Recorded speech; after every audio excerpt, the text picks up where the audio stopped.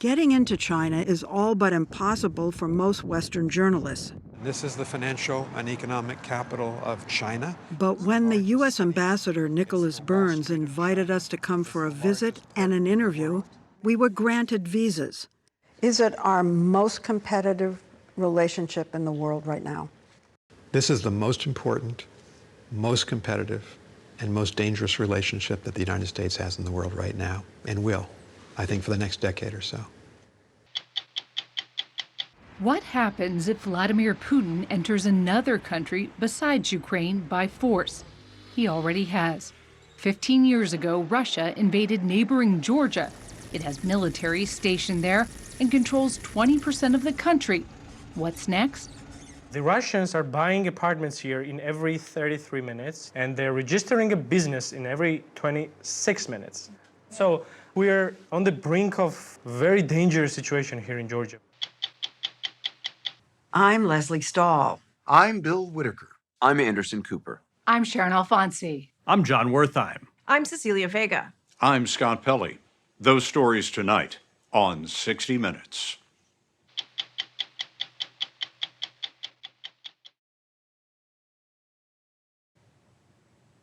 American CEOs used to swoon over China. Its vast pool of consumers has been a magnetic draw for decades. But doing business there has become so fraught and risky with intellectual property theft and an expanded espionage law used to intimidate the business community that U.S. companies have pressed the pause button. On top of that, the U.S. China relationship has become contentious due partly to China's belligerent activity toward Taiwan and in the South China Sea, the balloon spy incident of last year, and the list goes on. Making matters worse, the Chinese economy has hit a wall. Export growth is slowing. The country's drowning in debt, and youth unemployment has soared. Getting into China to tell that story is all but impossible for most Western journalists.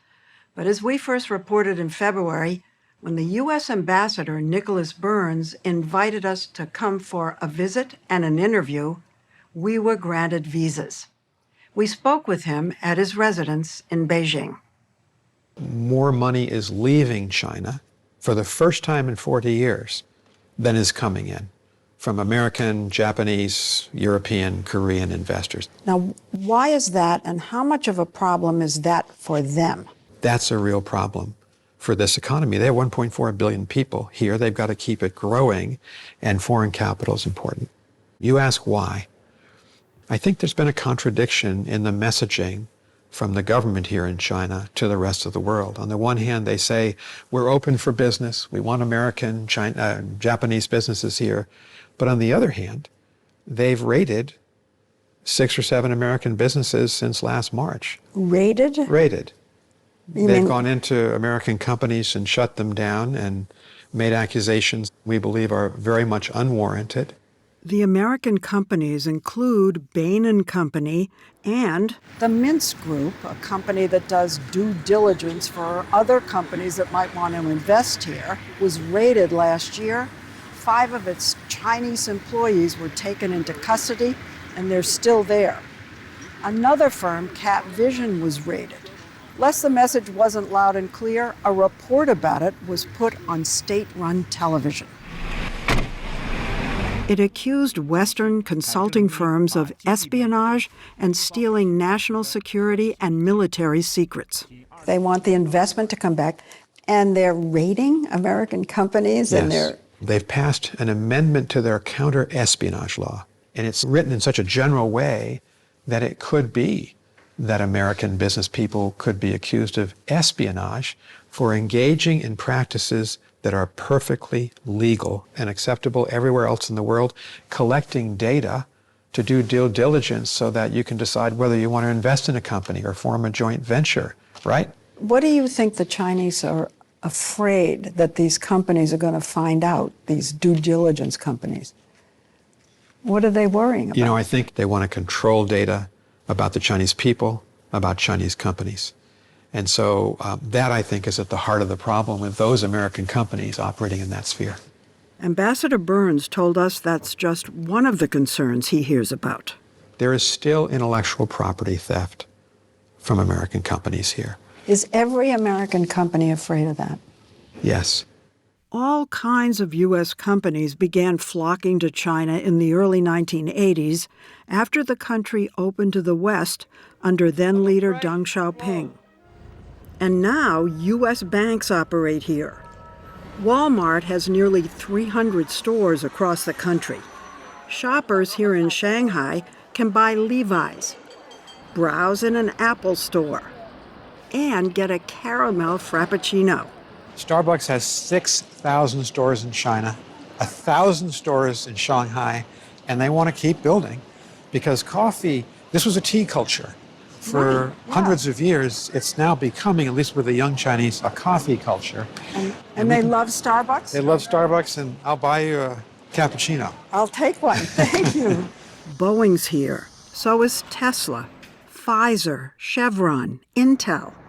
But while some businesses are thriving, many of the foreign companies are worried about the business climate under President Xi Jinping. If you track China from the death of Mao to the opening of China to the world, we've seen a closing of sorts. We've seen a centralization of power of the party. We've seen increased repression of the people of China here. That's a very significant trend just over the last decade. With Xi. Under his leadership. Part of that trend includes President Xi's reversing many of the market reforms that unleashed China's economic miracle. They've been growing over 40 years, the fastest growth rate in recorded economic history. 8, 9, 10, 11% growth rates. They've lifted 800 million people out of poverty. But what's happening is that growth rate is slowing down. Most economists are now projecting they'll be at 2, 3, 4% growth, maybe even lower in the next decade. Can they support their society if it's that low? That's going to be difficult for them. If there was so much explosive growth, if so many people were lifted out of poverty, why is he turning away from what worked? Well, I think they've got maybe competing priorities. The government here in China certainly wants the economy to grow, but they also have a national security mindset. They want to control data. But that's more important, the control, right, than economic growth. It seems that way. I think it's open for debate.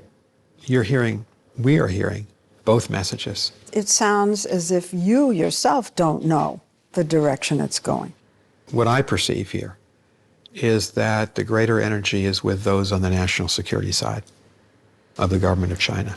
Good morning, how are you? On a train trip from Beijing to Shanghai, the ambassador pointed out that in the decades before President Xi, China powered its economy by investing in these high-speed trains, roads, factories, and skyscrapers that light up Shanghai, the financial capital of China. But under President Xi, China lost more than $120 billion worth of long-term foreign investments last year because of the weakening economy and the harsh government tactics, which have left American companies uncertain of the future there. There are a lot of American companies here. Have a lot of them just picked up and left because of this current business environment? You know, that's interesting. Not many. Not many? Not many. Why not? China is the second largest economy in the world. It's a big market. So a few American companies have left, but most have stayed. Some American companies are moving at least some of their operations to Singapore, Vietnam, Mexico, but they're not leaving China. The market's so irresistible to American business people. It's gigantic. Maybe they're not leaving, but they're not investing. They're not making major investments until they can see exactly where the government is headed. Yet, because of the 1.4 billion potential consumers, some companies, like Disney, are increasing their investment. Welcome to Shanghai Disney Resort. It recently expanded its Shanghai Disneyland that they told us is thriving. Aptar, a $9 billion company headquartered in Crystal Lake, Illinois, is another American firm bucking the trend of capital flight. President of Aptar Asia, Shangwei Gong, a Chinese-born U.S. citizen, showed us around one of their 5 manufacturing sites in China. We are manufacturing for some of the largest U.S. brands, actually U.S. consumer brands. This factory makes the packaging and dispensing devices for food, pharmaceutical, and beauty products sold in Asia. All our customers like P&G, L'Oreal, Estée Lauder, they're all here doing business. Aptar, in China for nearly 30 years, recently invested $60 million in a new factory. Shangwei Gong says even in a slowing economy, the company is doing well. American companies here, as the ambassador well knows, are pausing or cutting back on investment, but not this firm. You're expanding. Well, because we are here for the long term and we believe in the consumption power of the rising middle class. It's 1.4 billion people here. And imagine, for example, healthcare. And the same with cosmetics and beauty and beverage, all those sectors, packaged foods, these are really the biggest markets. And so we are very confident about the long term. What does it say about the confidence, really, in the U.S. China relationship? It seems to say you believe that things will what? I'm asking, get better? That's a great question for the ambassador. I believe so. I hope so. You know, we'll see. Actually, Burns says he's wary of the future, as the fundamental rivalry and mistrust between the U.S. and China is shaking the confidence of the business world and has pushed our relationship to its lowest point in half a century. Is it our most competitive relationship in the world right now? This is the most important, most competitive, and most dangerous relationship that the United States has in the world right now, and will, I think, for the next decade or so. I want to quote you back to you and tell us what you meant. You have said divorce is not an option. Right. Our two countries have to live together. And this, I think, is the greatest tension in the U.S. China relationship.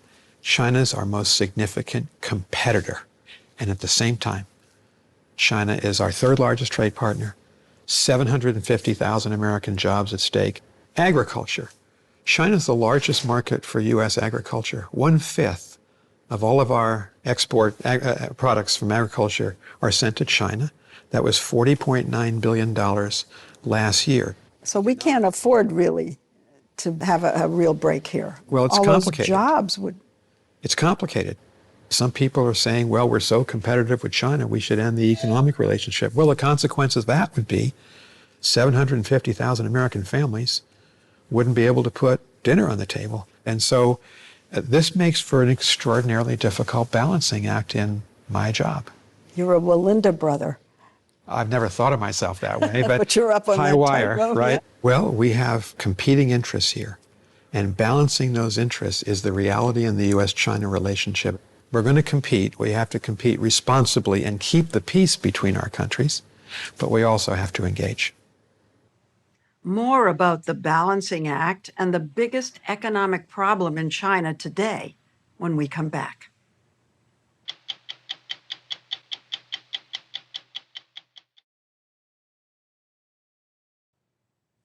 One in every 5 people in the world is Chinese. China's population is 4 times that of the U.S., and the country is vast, 3.7 million square miles. It overlooks the Taiwan Strait, where half the world's trade flows every day, and is located about 100 miles away from Taiwan.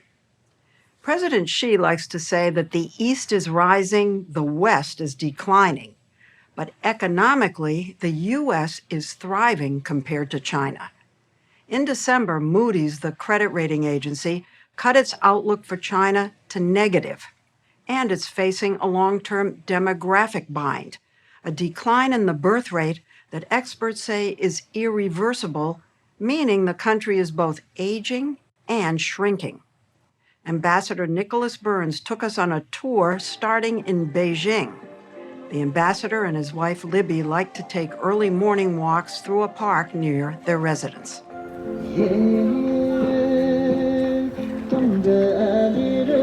This is a 600-year-old Ming Dynasty park called Riton Park. It's a place for a lot of retirees and a lot of young people, and it's tremendously active. It's where the locals come for their early morning routines, like Tai Chi, yo-yoing, and ping pong. Oops. 太好了，太好了。谢谢你。 You couldn't tell from these scenes that China, where the COVID pandemic began, is still emerging from the trauma of President Xi Jinping's oppressive zero-COVID policy. Burns, 68, a career diplomat who has served in both Republican and Democratic administrations, got to China at the height of the zero-COVID lockdowns and quarantines. When my wife Libby and I arrived here in early March of 2022, we were quarantined in this house for 21 days, for 3 weeks. Shanghai, a city of 26 million people, was completely locked down for 63 days. What was that like in the city? We had women who needed to give birth, and we had to find a way to get them to the hospital. We had Americans who wanted to get out, but had to find a way out of their locked compounds to the airport. So zero COVID worked for a while. In 20 and 21, they had very low or relatively lower infection rates, but by 2022, it had really divided this society. It set off rare, widespread protests. Then, in December of 2022, President Xi ended the policy abruptly. The last thing this government is going to accept here is volatility.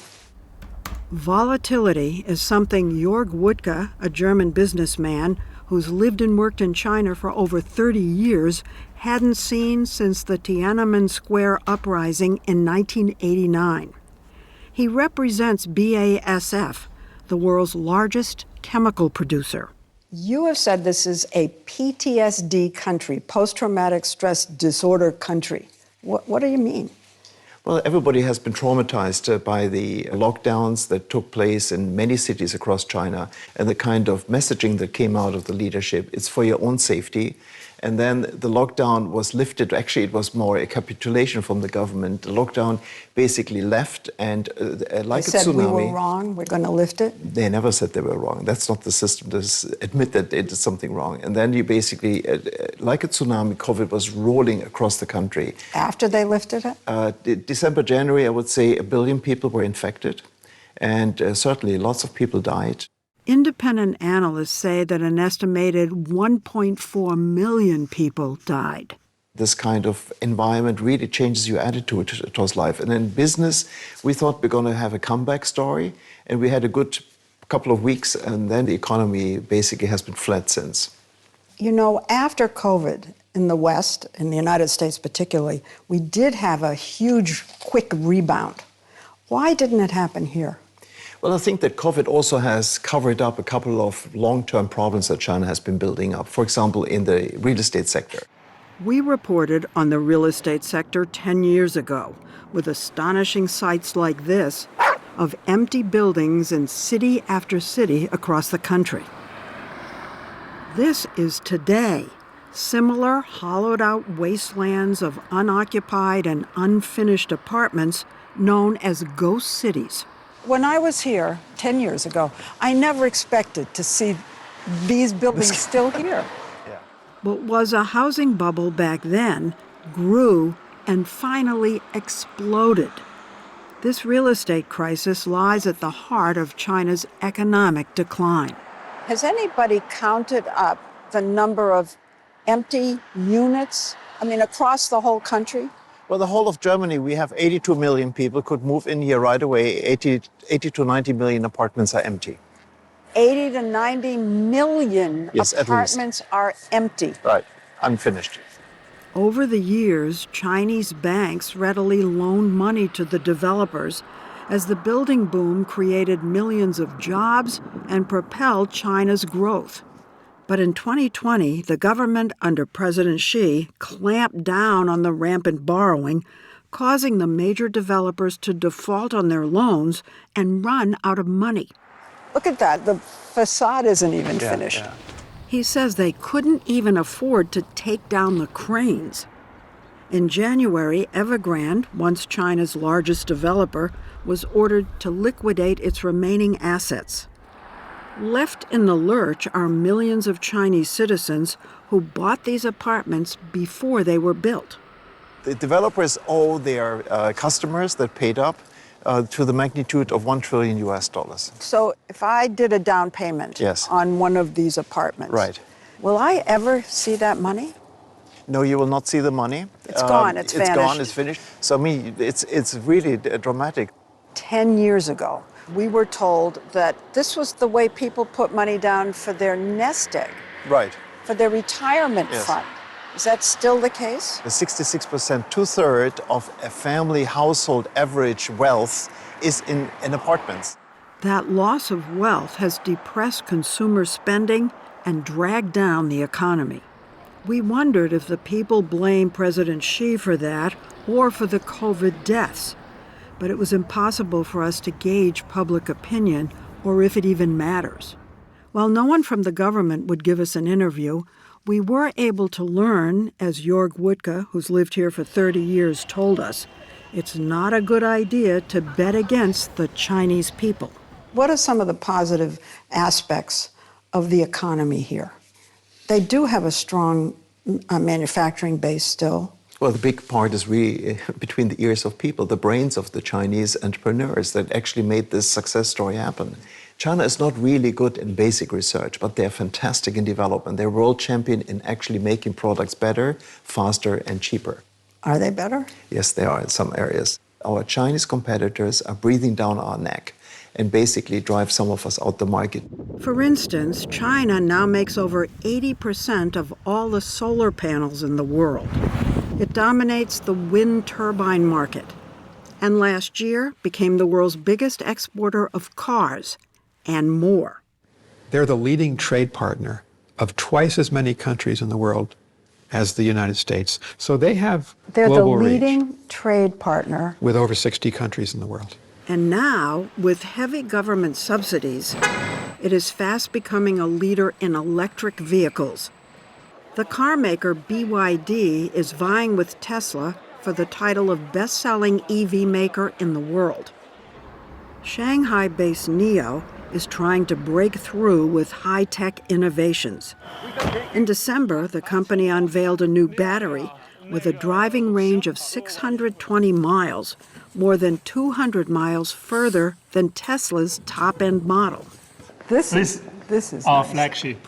William Li, the CEO and founder of NIO, says its battery swap technology allows owners to swap out their depleted battery for a fully charged one in under 3 minutes. Exactly, it's 2.5 minutes. 2.5 2.5, minutes. yes. We already installed 2,200 swap stations all around China. China is also developing a humanoid robot industry.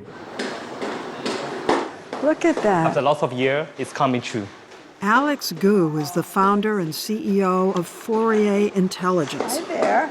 Last year, he launched the GR1, his first-generation humanoid. We can do arm, you can swing the arm. Yeah, you see? Oh, look at the fingers. Oh, my word. Can he play the piano? Yeah, future, definitely In can. the future. Also in the future, he says, the robots could provide health care for China's rapidly aging population. Maybe we can, for example, we can remote control such kind of robots to help my grandpa, for example. Yeah, I think. Yeah. President Xi, who visited this company last year, has called for the mass production of humanoids by 2025. In his annual New Year's speech, he talked about the country's economic woes and for the first time acknowledged the high unemployment rate. Still, he has laid out a long-term goal of doubling China's economy by 2035 and surpassing the West in technology. Our companies and tech experts are competing on AI and biotech and quantum mathematics. All those technological advances will lead to a new generation of military technology. Our two militaries are vying for military supremacy. Who's going to be the most powerful in the most important strategic part of the world, which is the Indo-Pacific? Presidents Biden and Xi met in San Francisco in November in hopes of reestablishing military communications between our two countries, which China had cut off. I think we're back to a more settled and stable relationship between the two countries, but it's been a roller coaster. The low point, he says, was the spy balloon incident last year. But there's also been the buildup of military bases in the South China Sea, the increase of air sorties near Taiwan, and the buzzing of U.S. military planes. Do you see a lowering of the temperature in the South China Sea? No, and that's a problem. You don't? And then on Taiwan, following Speaker Pelosi's visit, we've seen now for 16 months a much higher rate of Chinese both air activity and naval activity that's very intimidating, meant to intimidate. And that hasn't, they haven't Taiwan pulled back authorities. on that. They haven't pulled back on that. And I think ultimately they want to become and overtake the United States as the dominant country globally, and we don't want that to happen. We don't want to live in a world where the Chinese are the dominant country. When the Cold War ended, we all thought our system had won. Yeah. You know, their system failed, our system rose up. Now he's come back and said, no, the communist system's the right way. I guess we didn't bury that after all. You know, it's interesting to compare the old Cold War with this time. What distinguishes this time versus the old Cold War, the Soviet Union had a strong military and nuclear weapons. It had a very weak economy, which in no way competed with ours. China's economy is very strong. We're dealing with an adversary, a competitor in China, stronger than the Soviet Union was in the 1940s, 50s, 60s, 70s, and 80s. So if that was a Cold War, what are you calling this? It's a competition of ideas, a battle of ideas. Our idea, America's big idea of a democratic society and human freedom versus China's idea that a communist state is stronger than a democracy. We don't believe that. So there's a battle here as to whose ideas should lead the world, and we believe those are American ideas. The latest salvos in the battle for supremacy came last month when China conducted 2 days of large-scale war games around Taiwan, and President Biden imposed new stiff tariffs, including a 100% tax on Chinese electric vehicles.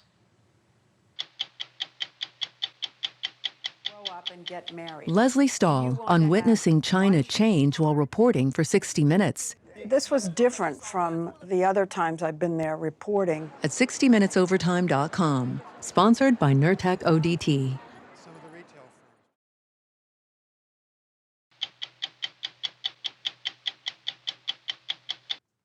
The day Russia invaded one of its neighbors, waged a bloody war, and seized a fifth of that neighbor's territory, fear and shock rippled throughout the region. We're not talking about Russia's invasion of Ukraine, rather the small country of Georgia. That invasion was more than 15 years ago. Vladimir Putin's playbook hasn't changed much. Today, Georgia, which shares a 556-mile border with Russia, is still trying to remove the grip of the Kremlin. Days after Russia invaded Ukraine, Georgia submitted an application to become part of the European Union with hopes of gaining a Western insurance policy to protect it. Last October, we met with the president of Georgia, Salome Zurabishvili. The daughter of Georgian refugees raised in Paris, she says that Vladimir Putin has launched a quiet invasion of Georgia in an attempt to extend Russia's reach. The war in Ukraine is now moving into its third year. How is the war there impacting life here? It is, of course, a reminder of everything that this country has gone through and of the fact that it's always an immediate danger and threat. It's already part of the reality that Russia is testing the ground. You think the Russians are testing the ground right now in Georgia? Right now. How so?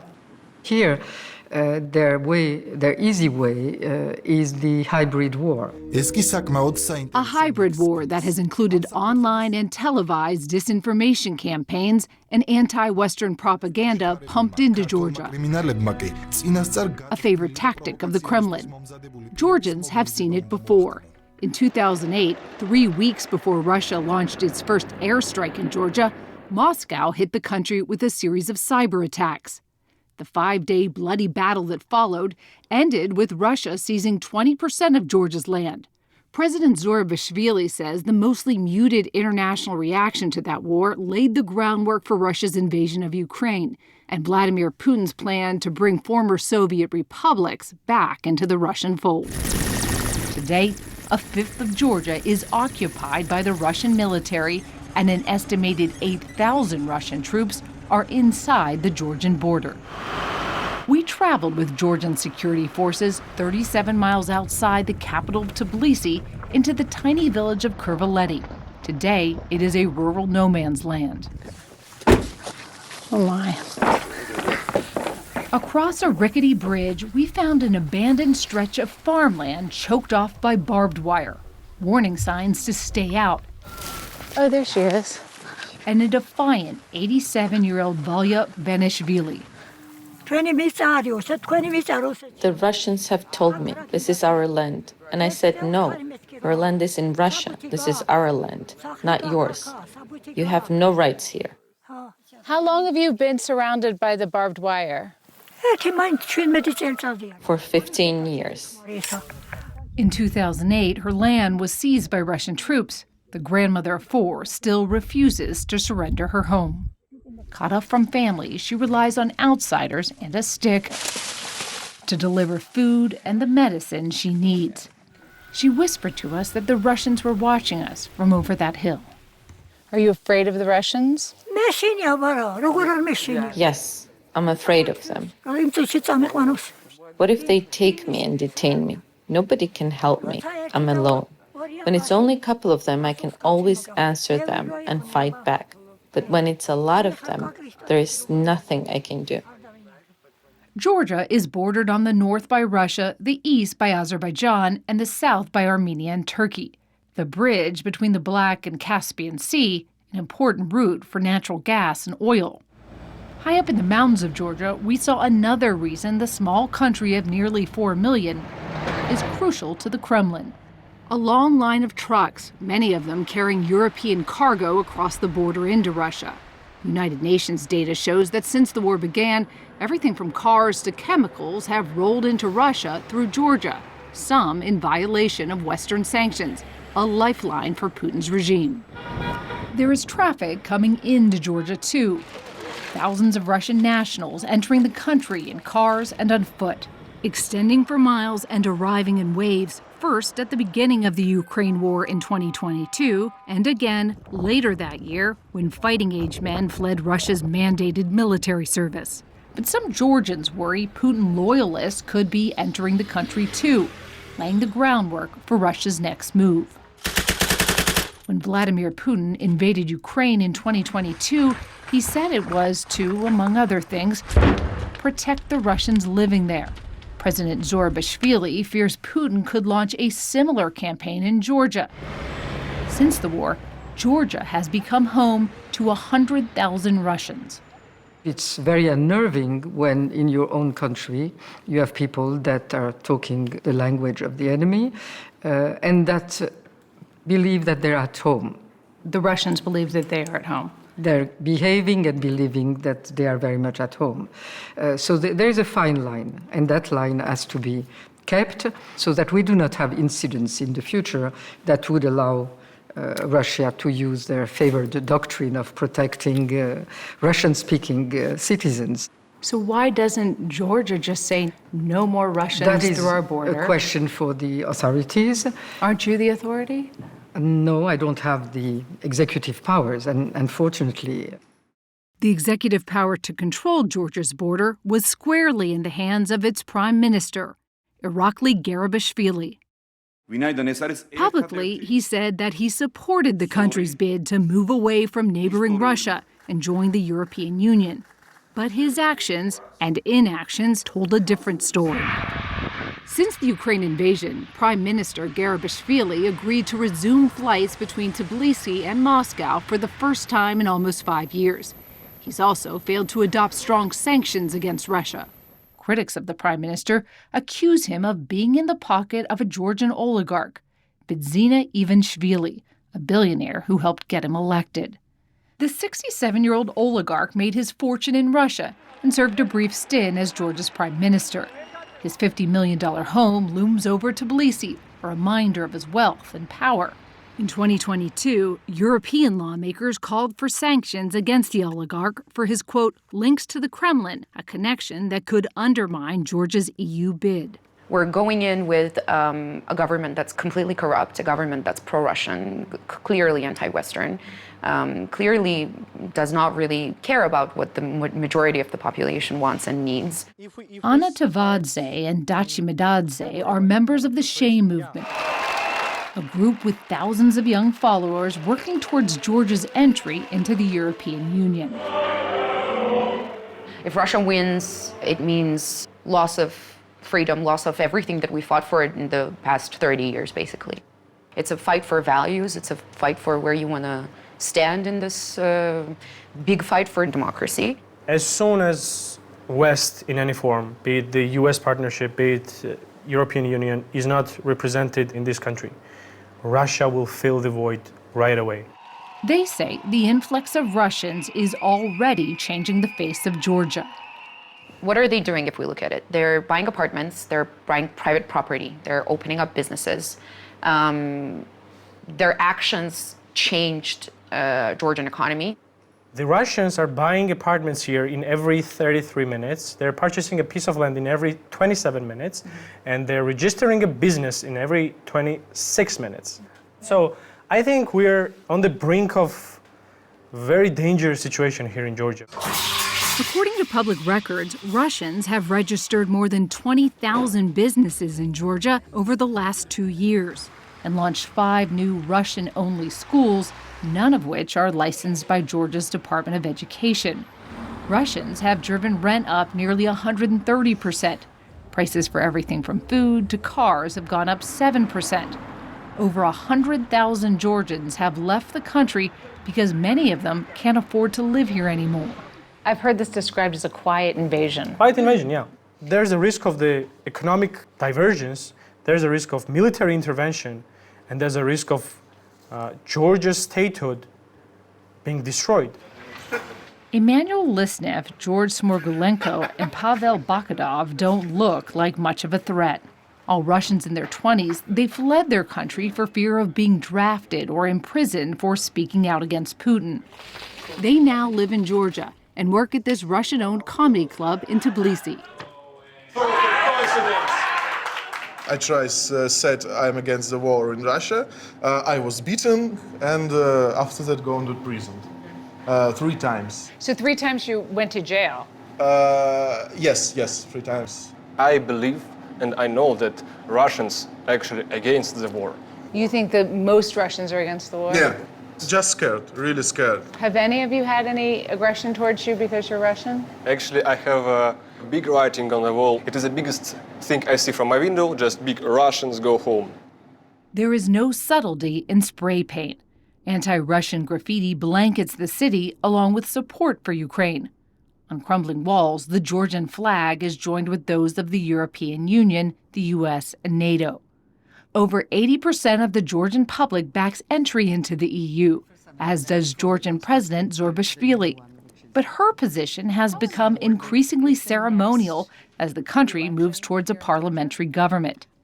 After she went to Europe to try and pave the way for Georgia's EU bid, Prime Minister Irakli Garibashvili accused her of violating the Constitution, banned her from traveling to Europe, and tried but failed to impeach her.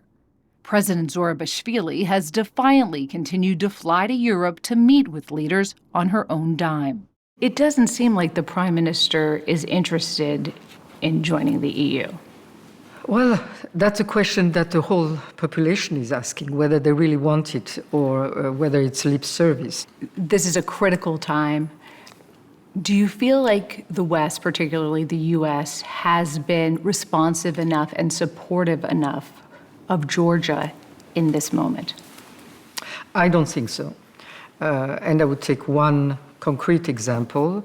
I've been a president now for 5 years, and I've not managed to have any form of meeting at my level, which would be the president or the vice president, even through a phone call. I understand that there are more urgent issues, but I think that some more public recognition is needed. Recognition of the fact that the United States is supporting our candidate status within the European Union. I know that that is the language that the US has with our European partners, but that being repeated at the highest level would be meaningful for the Georgian population.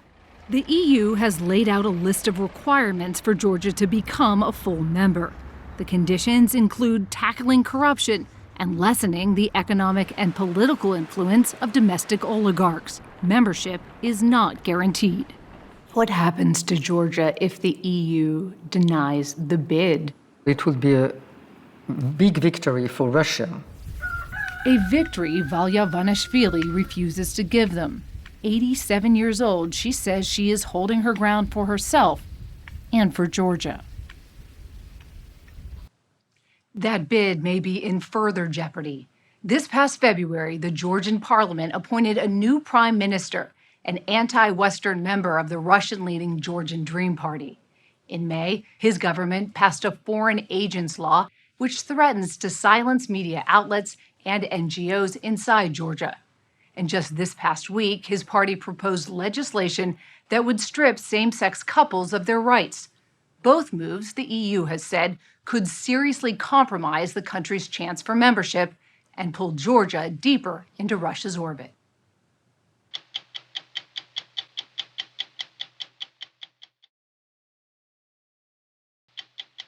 I'm Scott Pelley. We'll be back next week with another edition of 60 Minutes.